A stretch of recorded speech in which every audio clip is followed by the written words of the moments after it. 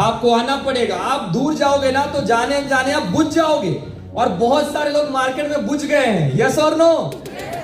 लेकिन यहां जो लोग भी है ना, वो सीनियर और सिस्टम के आसपास रहते हैं, वो हर ट्रेनिंग और सेमिनार को अटेंड करते हैं। यस और नो?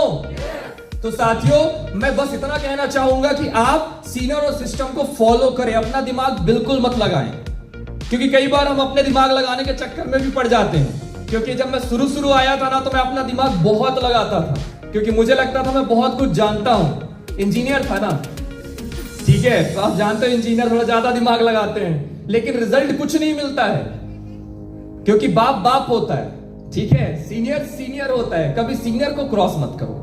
मैं पर्सनल आप सब लोग को बोलना चाहूंगा, सीनियर को फॉलो करो। आज जो लोग भी क्वालिफाई किए हैं ना, आप उनसे पर्सनली मिल लो, कैसे भी बात कर लो। अगर आप उनसे 2-3 चीज पूछोगे कि आपने कैसे क्वालिफाई किया, तो कहीं ना कहीं पे आपको एक लाइन जरूर मिल जाएगी कि सीनियर की बातों को हमने 100% फॉलो किया है। 100%, 1% भी अपना दिमाग नहीं लगाया। अगर सीनियर ने कहा कि आज प्रमोशन करना है, तो उन्होंने प्रमोशन किया है।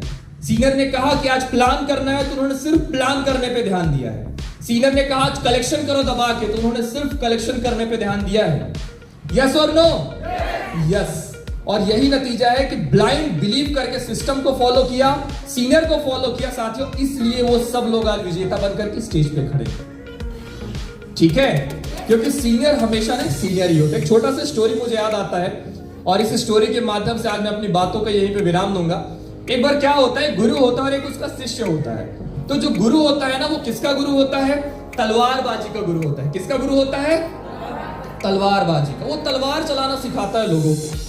उसका एक बहुत चहेता शिष्य होता है, जो बिल्कुल हूबहू वैसे ही तलवार चलाना सीख जाता है।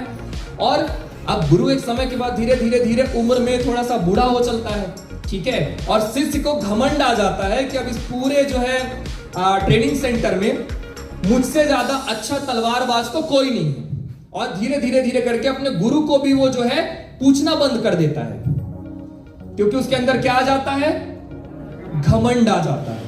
ठीक है, क्योंकि अब तो गुरु जो है मेरा बूढ़ा हो चला है और मैं उससे ज्यादा अच्छा तलवारबाजी करता हूं, अब तो मैं अपने गुरु को भी हरा दूंगा।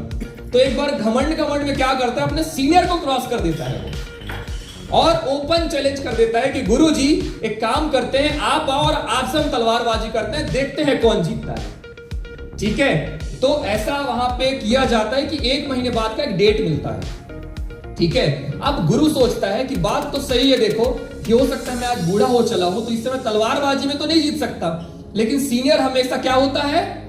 सीनियर होता है। वो दिमाग लगाते हैं, और होता क्या है, दूसरे दिन ना वो जाते हैं अंधेरे में, चुपके जाते हैं, जहां पे म्यान बनता है तलवार का, वहां पे जाते हैं। और जो उसका शिष्य होता है ना, वो भी डर रहा होता है कि है तो ये मेरे सीनियर, ठीक है, इनको अगर मुझे जीतना है तो इनको फॉलो करना पड़ेगा कि ये क्या क्या प्रैक्टिस कर रहे हैं, कौन सा दांव पेच लगाएंगे।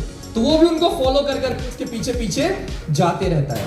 और जब दूसरे दिन वो जाते हैं ना, तो उनके गुरुजी जो जाकर के मियान वाले के पास बोलते हैं कि मेरी तलवार तो सिर्फ 2 फीट की है, लेकिन तुम मेरा मियान जो है 5 फीट का बनाओ।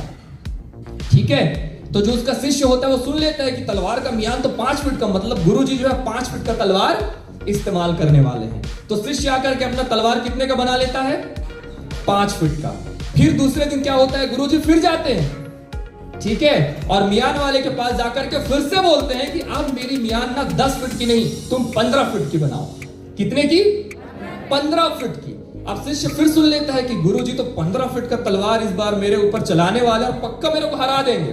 तो 15 फीट की जगह वो 16 फीट का तलवार बनवा लेता है। क्लियर हो रहा है? और उसके बाद आती है जंग की घड़ी, मतलब मुकाबले का दिन।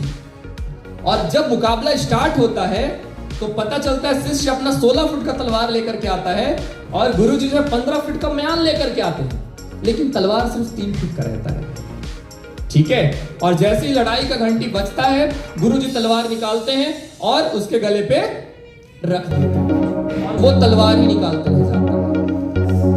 क्लियर हो रहा है?